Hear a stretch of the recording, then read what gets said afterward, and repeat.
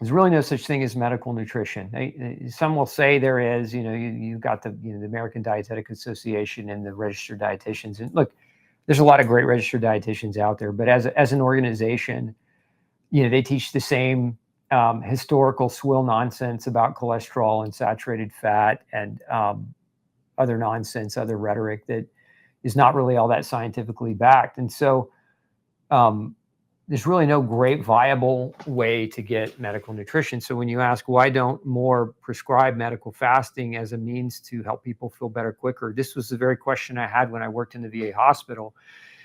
This was 22 years ago, 23 years ago. I was there, and we were trying to get patients who had severe pain, who were struggling with rheumatological autoimmune arthritis, pain relief. And one of the elements to the research was that within 48 hours of fasting, many of these autoimmune arthritic patients would have tremendous benefit in their pain levels.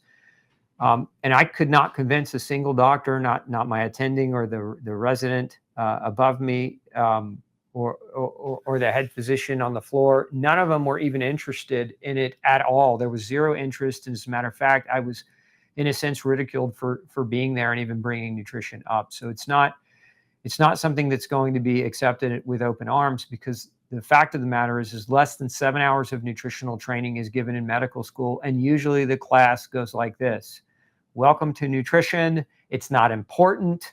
We'll see you next semester. Everyone gets an A. Like that, it's not a deep, in-depth teaching. And so there's no respect for it in the schools.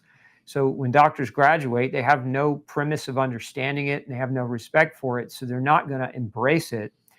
They're going to embrace the tools that they have. And this is not a damnation of doctors either. They're just not trained in it. I think if more were trained in it, then more would embrace it. But you have to understand, when you're going to a medical doctor, you're not going to somebody who's been trained in it. So you also don't have the right to really ask them about it, because it's not their purview. It's not their expertise. It would be like asking the electrician to do your plumbing work. They didn't train in plumbing. They trained in electricity. So it's a different thing.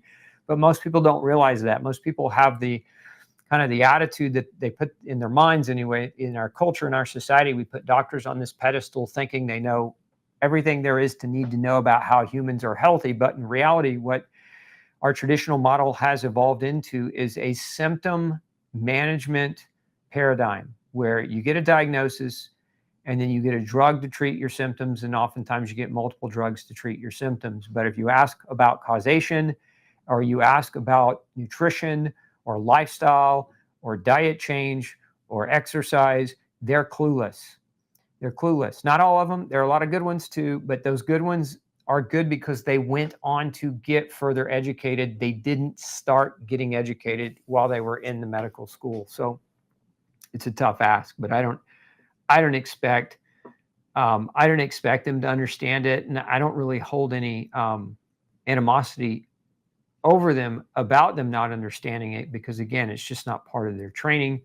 And so you just have to know who you're talking to and what is the expectation. And if you have the right expectation, the way I see it is most people could be their own doctor if they would quit outsourcing their health to people who really, honestly, truly don't care enough about them to spend more than 5 minutes with them about their health, right? I mean, the whole system is flawed in that you can't even get 5 minutes with a doctor. Now, how can anybody assess or evaluate you or give you real meaningful or solid advice if they're not even willing to spend more than 5 minutes with you? It's an impossibility.